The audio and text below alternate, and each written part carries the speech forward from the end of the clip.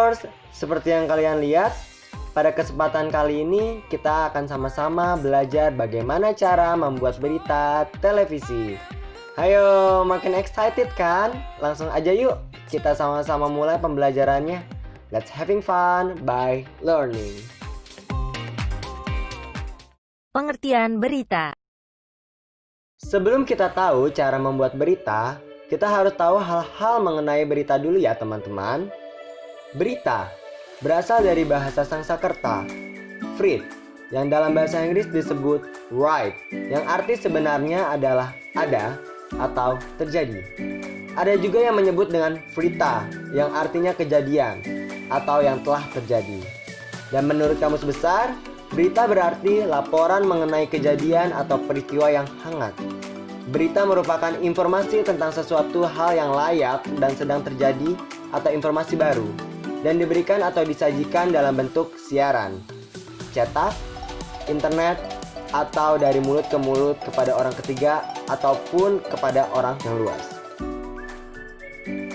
Menurut Willard C. Blair, berita adalah sesuatu yang termasa atau baru yang dipilih oleh wartawan untuk dimuat dalam surat kabar hingga internet. Karena itu, ia dapat menarik atau mempunyai makna bagi pembaca surat kabar, atau karena ia dapat menarik pembaca-pembaca tersebut.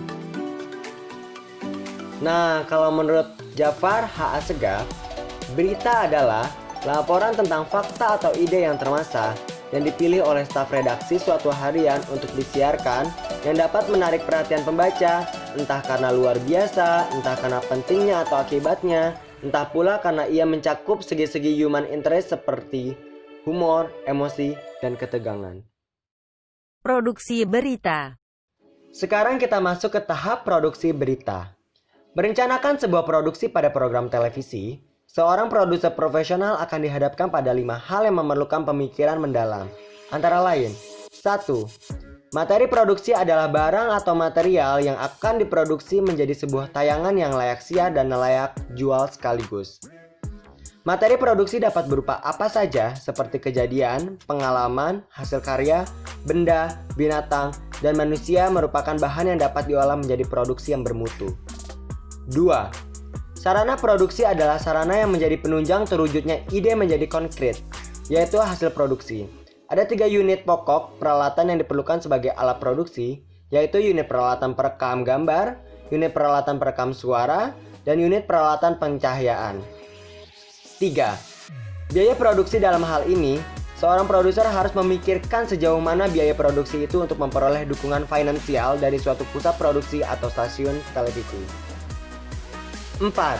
Organisasi pelaksana produksi, yang dibagi menjadi Direktur Pemberitaan atau News Director, yaitu pemimpin pusat pemberitaan yang bertanggung jawab secara keseluruhan atas jalannya roda penyelenggaraan siaran pemberitaan.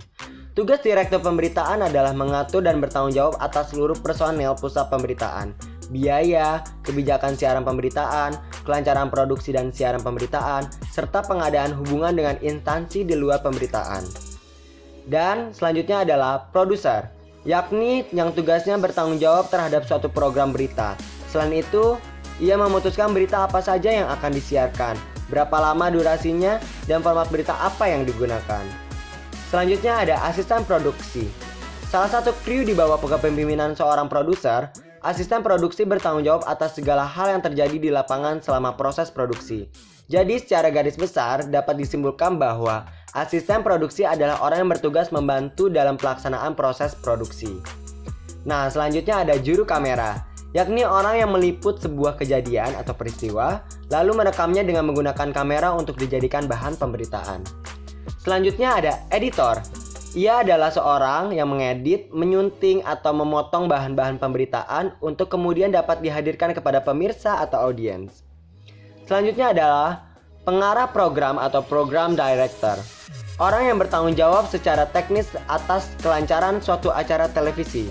Kedudukan pengarah program terkait langsung dengan penampilan atau show suatu program berita pada saat ditayangkan atau on air. Dan yang terakhir pada organisasi pelaksana produksi ialah penyiar berita atau biasa disebut anchor, yakni orang yang membawakan siaran berita. Tahap pelaksanaan produksi.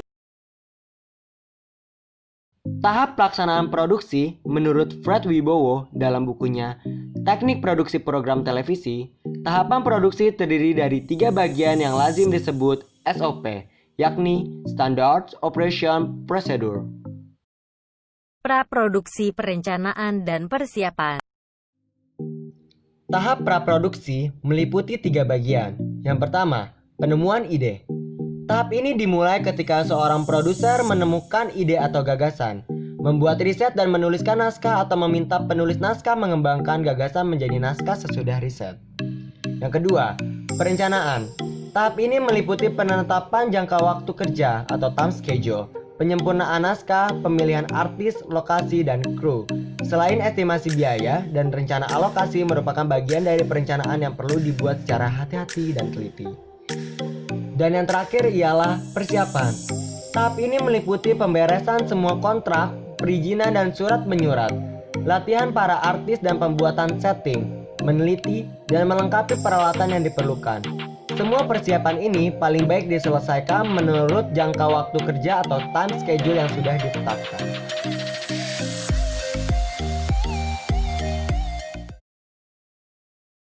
Tahap produksi. Sesudah perencanaan dan persiapan selesai, pelaksanaan produksi dimulai. Sutradara bekerja sama dengan para artis dan kru mencoba mewujudkan apa yang direncanakan dalam kertas dan tulisan atau shooting script menjadi susunan gambar yang dapat bercerita. Selain sutradara, penata cahaya dan suara juga mengatur dan bekerja sama agar gambar dan suara bisa tayang dengan baik. Pada realitanya, yang dilakukan reporter dan kameramen adalah mengambil momen kejadian secepat mungkin dan harus memiliki kerjasama yang baik agar tidak kehilangan momen yang berarti sehingga beritanya dapat berimbang. Saat liputan di lapangan biasanya melakukan 2 cara, yaitu cara doorstep interview atau menghalau narasumber di depan pintu dan langsung memberikan pertanyaan, atau yang kedua dengan melakukan wawancara formal di rumah, kantor, dan sebagainya. Dengan terlebih dahulu menggambarkan kepada narasumber. Sebelum peliputan, seorang reporter harus mempersiapkan beberapa hal terlebih dahulu, seperti notebook, tape recorder, pena, dan sebagainya, serta harus sudah tahu mengenai peristiwa yang terjadi. Dan seorang kameramen harus mempersiapkan peralatannya serta mengambil visual secara cepat, tepat, dan baik dengan teknik di lapangan yang biasanya adalah establishing shot, long shot, medium shot, close up, dan medium close up. Setelah liputan selesai, maka reporter dan kameramen kembali ke kantor. Kemudian reporter membuat naskah berita yang telah diliput. Reporter melihat kembali catatan-catatan yang ada di dalam buku dan mengetik ulang informasi yang telah didapat sesuai dengan kaidah jurnalistik. Setiap reporter bertanggung jawab terhadap berita dan naskahnya. Seorang reporter dituntut untuk dapat menyelesaikan naskah berita secepat mungkin. Tahap pasca produksi, penyelesaian dan penayangan. Ya, tahapan terakhir dalam memproduksi berita ialah pasca produksi. Pasca produksi memiliki beberapa langkah, yaitu 1. Editing offline, yakni setelah proses meliput atau syuting dilakukan, penyusun naskah atau skriptor membuat logging, yaitu mencatat kembali semua hasil syuting berdasarkan catatan atau shooting list, dan gambar pengambilan atau visual capture. Di dalam logging timecode atau nomor kode yang berupa digit, frame, detik, menit, dan jam yang dimunculkan dalam gambar, hasil pengambilan setiap liputan dicatat. 2. Editing online, yakni berdasarkan naskah yang akan disunting atau editing, editor mengedit hasil syuting asli. Sambungan-sambungan setiap shoot dan scene dibuat tepat berdasarkan catatan timecode dalam naskah editing. Yang ketiga, mixing, pencampuran gambar dengan suara, yakni narasi yang sudah direkam dan ilustrasi musik yang juga sudah direkam dimasukkan ke dalam pita hasil dari editing online sesuai dengan petunjuk dalam naskah editing. Pada realitanya, di tahap pasca produksi ini dilakukan beberapa perubahan dalam cara pengerjaan editing. Hal ini dilakukan untuk dapat menghasilkan gambar yang siap penayangan dan ditonton oleh masyarakat. Biasanya, setelah naskah disetujui oleh redaktur dan pimpinan redaksi, kemudian naskah masuk ke ruang editing untuk dilakukan dubbing, yaitu memasukkan suara atau merekam suara sesuai naskah berita yang sudah disetujui. Dubbing biasanya dilakukan oleh presenter berita atau orang yang telah ditunjuk oleh pimpinan redaksi. Setelah semua pengeditan selesai dilakukan dan di-preview, maka langkah selanjutnya adalah menyerahkan hasil tersebut ke ruang studio untuk penayangan. Presenter dalam membacakan berita cukup dengan melihat teleprompter atau layar kaca yang diletakkan di depan lensa kamera. Presenter berita cukup melihat teleprompter hanya membacakan lead berita atau teras berita sebagai pengantar dari setiap berita yang ditampilkan kepada masyarakat. Selesai sudah pembelajaran kita kali ini. Semoga semakin bertambah ilmunya dan bermanfaat buat kalian ya viewers. See you on next video.